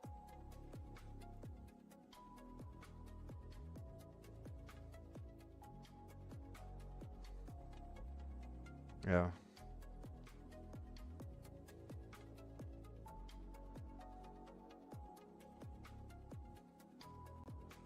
Or maybe the builds.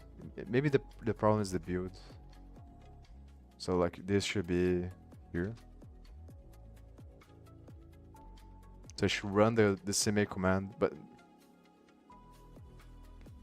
yeah, let's try.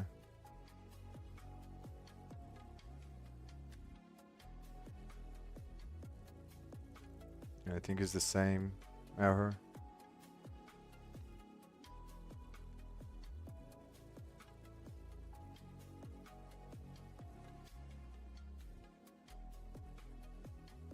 So it's running builds here.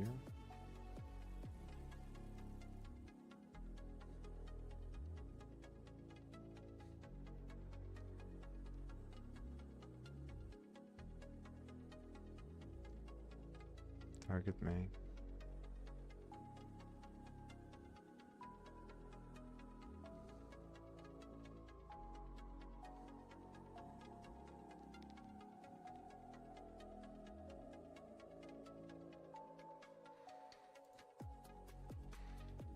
I think it could, the other thing it could be because it's passing only main here. So maybe, let me see, I'm gonna search for CMake targets.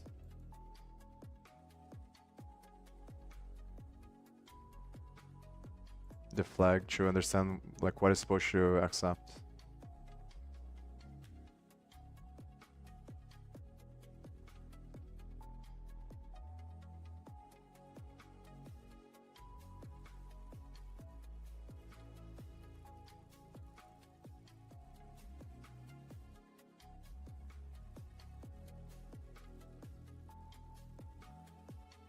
Yeah.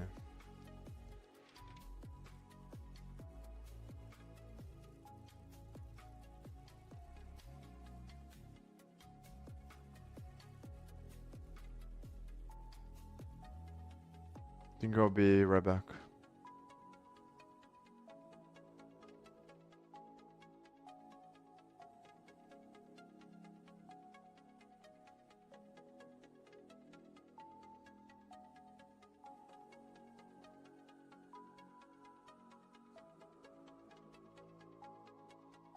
I'll be right back.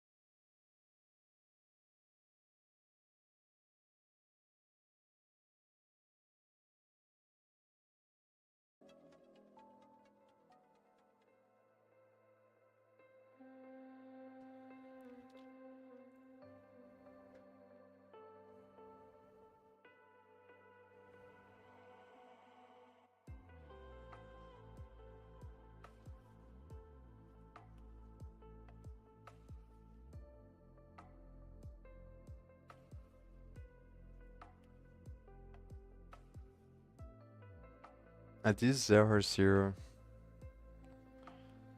it's because of the way that I did there.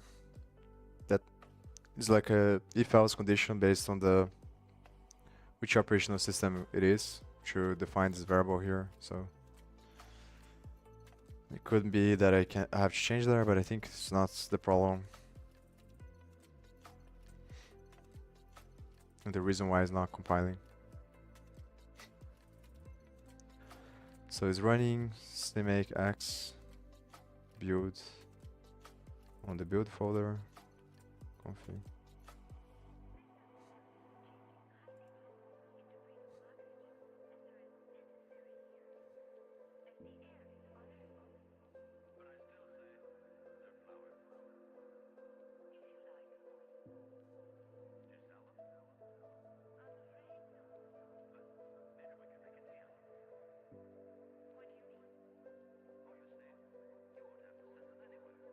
Maybe it's this thing. I don't think it is.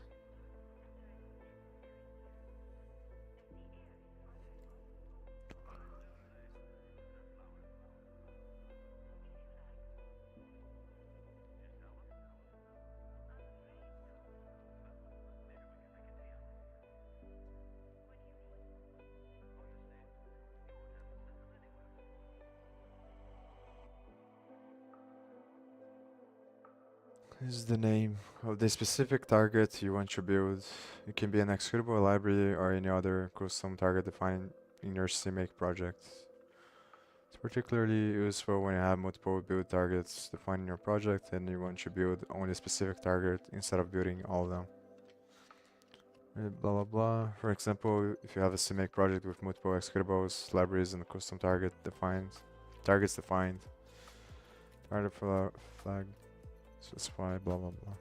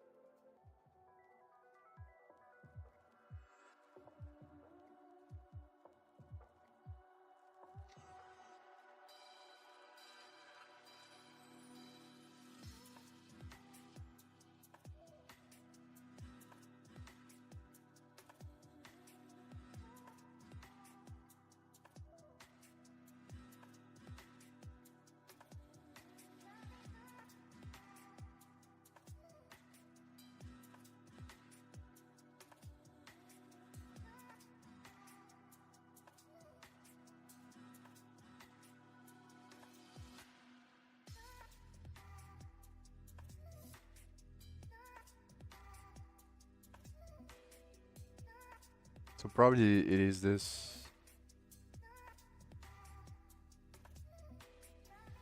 Oh, maybe I'm confusing the things. So maybe this is the problem. I have to put here. Yeah, but like it wouldn't make sense though.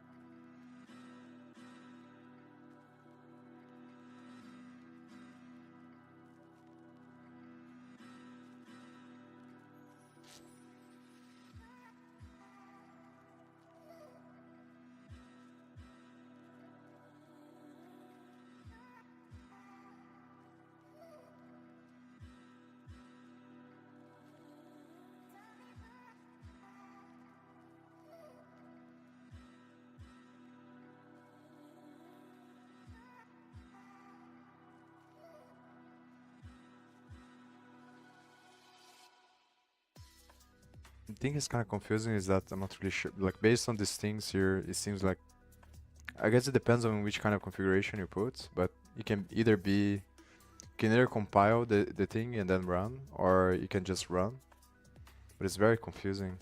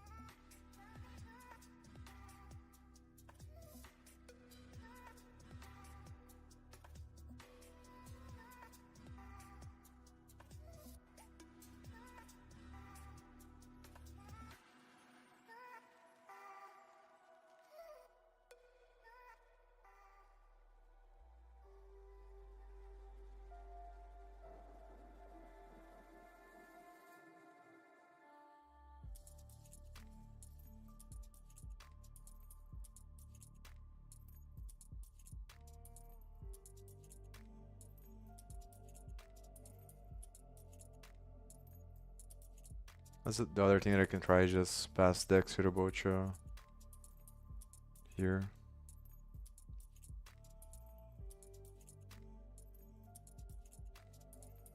It doesn't work. I think I'm just gonna read the book for some time, then stop streaming and try to figure out this off stream. Probably just gonna spend one more day trying to figure this out.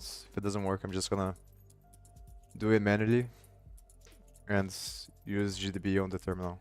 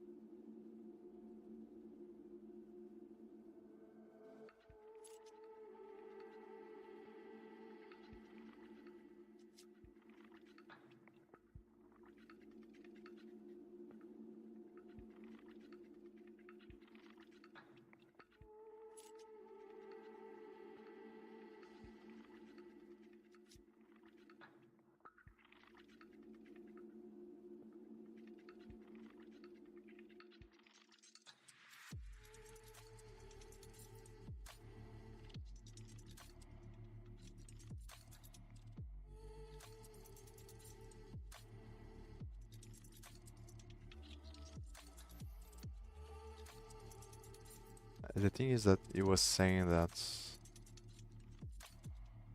it doesn't have this key there, so I'm not really sure.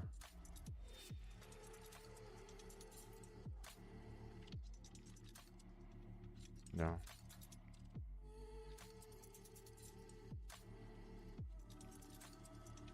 So maybe I'm supposed to pass inside of this.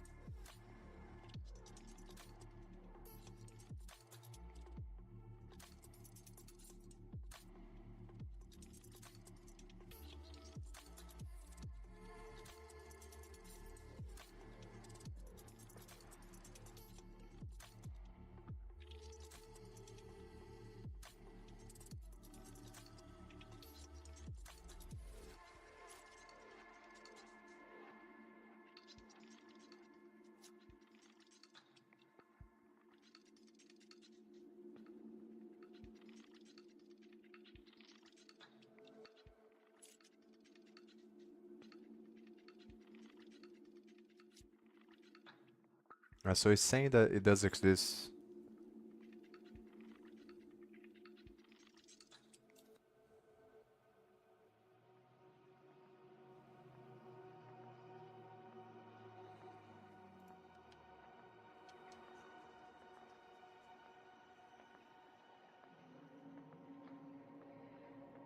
Hmm.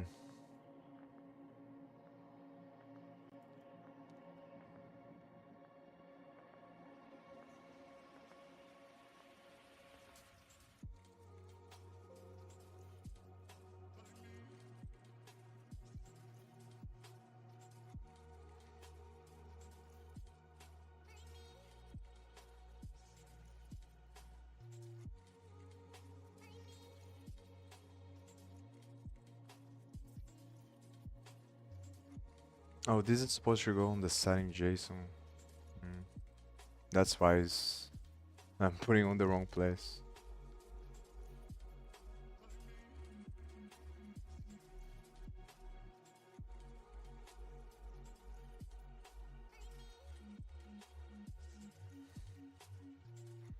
I don't want to do that though. I want to see if I can figure out with the launch JSON file only.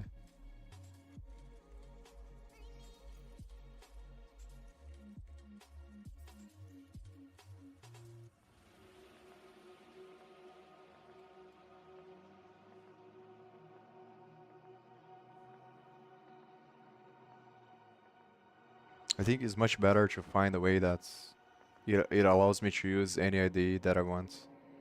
It's a much more resilient way, I think. So obviously, to set up the debugger, it has to be related to VS Code because it's the debugger from VS Code. But I want to be able to use the way that I was using before, which I think is more flexible. Just use CMake with the whatever generator I choose, or do the other way. But the other way that Python does it maybe is just. I think it might be. It is definitely more complex because they have different builds depending on the system. So maybe CMake is the best way to go about it. It's the most flexible way. And then make the CMake one work with VS Code.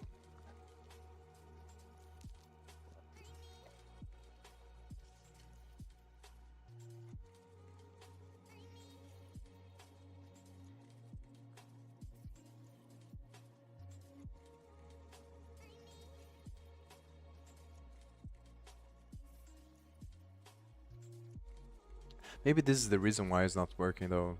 Like I'm required to create the task first. And then it's saying it's not finding the executable. Like, it's kind of confusing.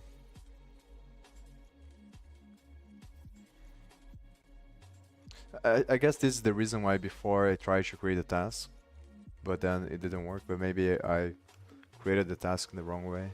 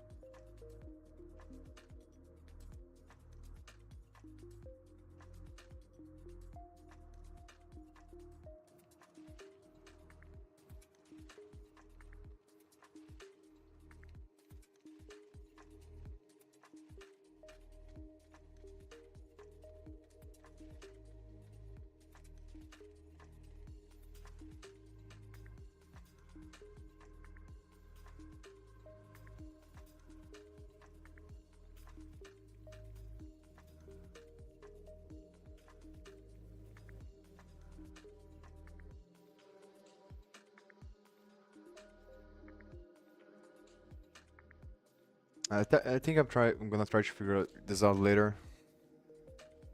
So what I'm gonna do is just spend a bunch of time again trying to like put a bunch of different configurations to see if it works.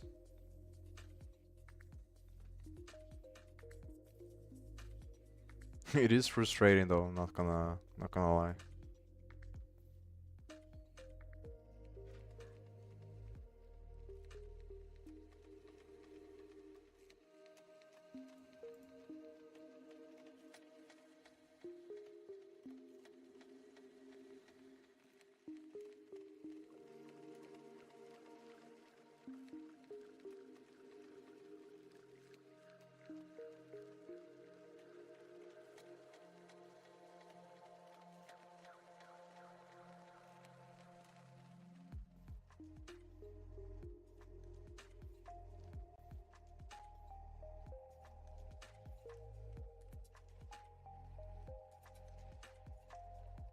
I'm gonna do this shit later, so I'm just gonna spend some time, I think half an hour, reading this book on stream, and then I'm probably gonna continue to read this off stream and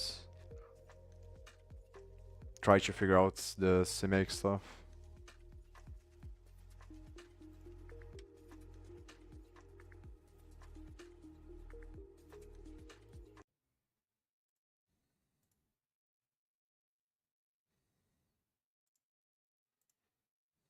Not sure what I'm gonna do.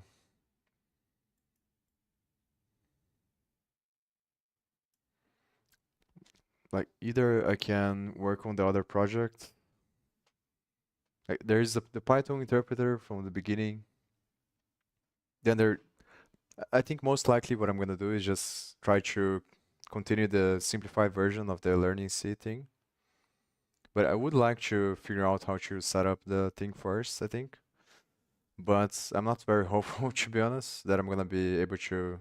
I don't want to spend a bunch of time also because I'm pretty confident that I can like debug. It's gonna be more annoying, I think, if I don't have the debugger, but I can.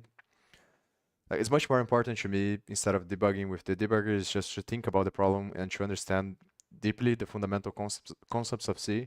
And that's kind of the annoying thing in the beginning is that like I have to focus on all this other stuff. It feels like you're just spending a bunch of time just so you can start programming. That's the annoying part. It's very frustrating to set these things up. And like it is very weird to me that nobody or there like there isn't a default standard to do this thing. Like it doesn't make sense. So what I want to do is just to like be able to so I don't have to think about this every time that I create a project. I want to create a system that is simple, and I'm thinking about following with CMake because it's the one that makes the most sense to me. I think it doesn't make sense to try to set up manually every time because that's like then you have to spend a bunch of time thinking about it. Like the way that Python and JavaScript work makes a lot more sense. Like it's the standard way you do the thing. So this is kind of what I'm trying to come up with for myself. So I think it's gonna be inevitable to think about, especially because of the external libraries. Like, but I'm probably gonna go with CMake. So the idea that I have is just to set up every project the same way. Start with CMake, then choose the generator, which is probably gonna be Unix makefiles, and then like just set up the commands and run the executable from the build folder, and then debug with the GDB on the command line. So I think I'm going to spend more time, probably 1 or 2 days, trying to figure out how to make the debugger from VS Code work with CMake. If it doesn't work, then I'm not going to use the debugger. Just maybe I'll try to figure out later.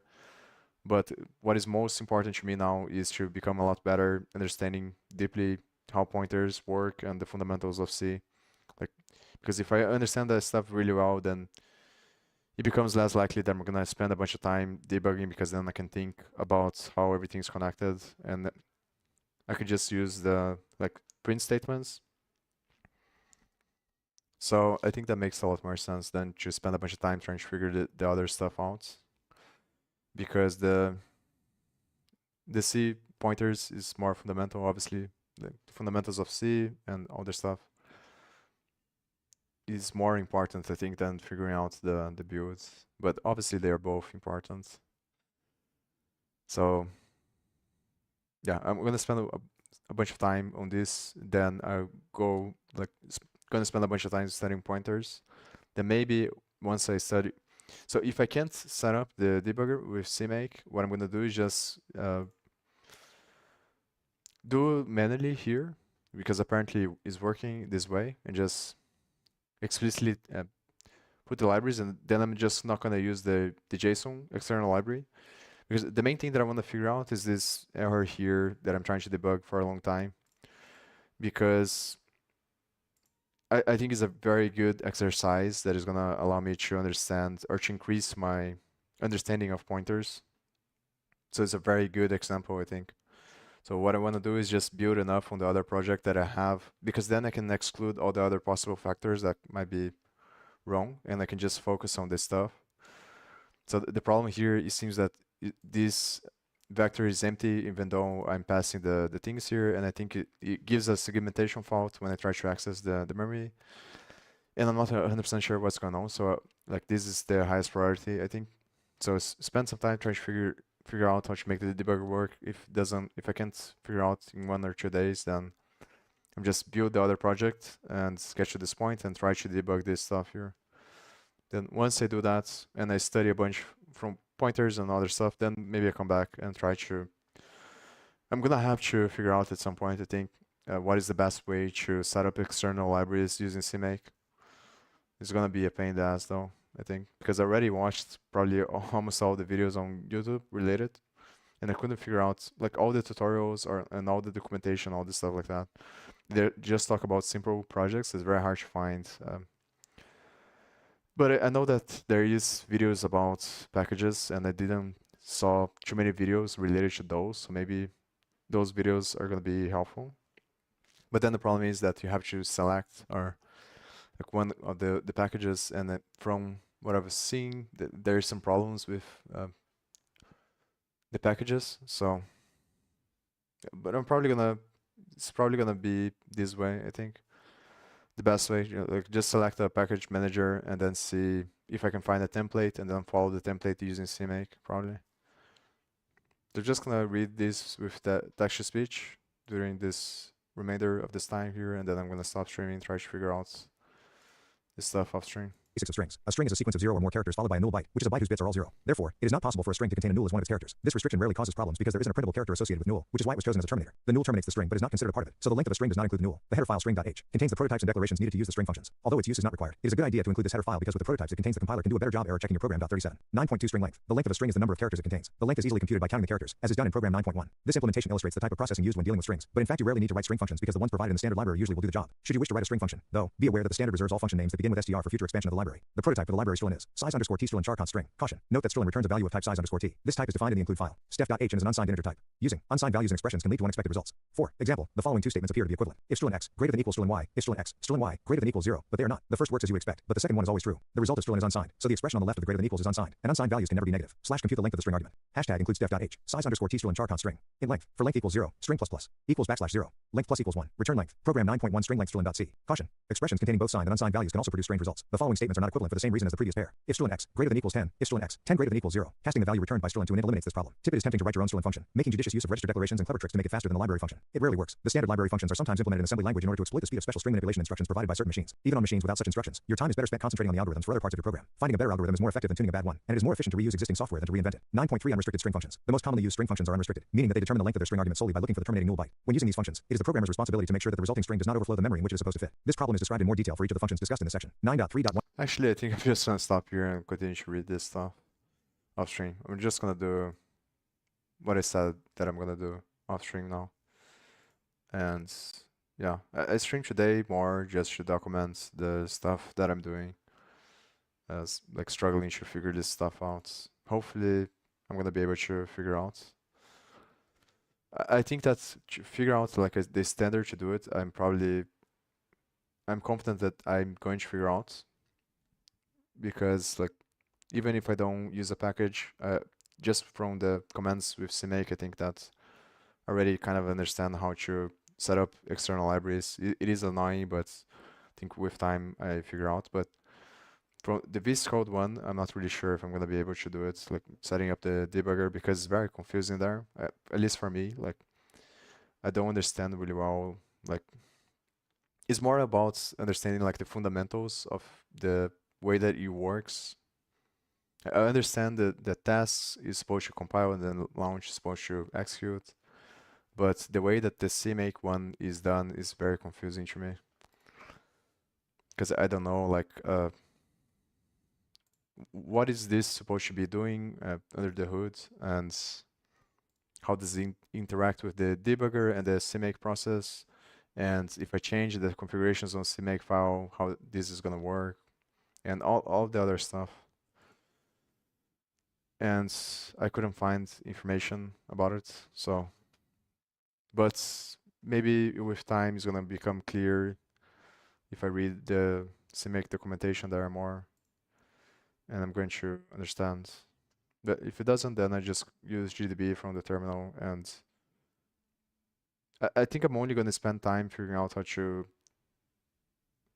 like create a system to work with external libraries after I figure out this bug here. So the priority is gonna be to, after I spend some time trying to figure out the CMake stuff, now the priority is gonna be to set up this simple project here up to the point that I can reproduce the bug that I'm having there. And I want to increase my understanding of pointers and the fundamentals of C and C++. And I want to solve that bug. Then once I solve that bug, then I'll go back to trying to create a system to create every project in the same way, like following the same template. And then after that, only after that, I can go back to Python. But maybe I'll do like string before that to try to understand the other project that Python uses to create the parse tree from the grammar. But I think I'm only gonna be able to do that once I figure out all this other stuff, which might take a lot of time. So I'm not really sure when I'm gonna come back. Just stream today to document this stuff. And yeah,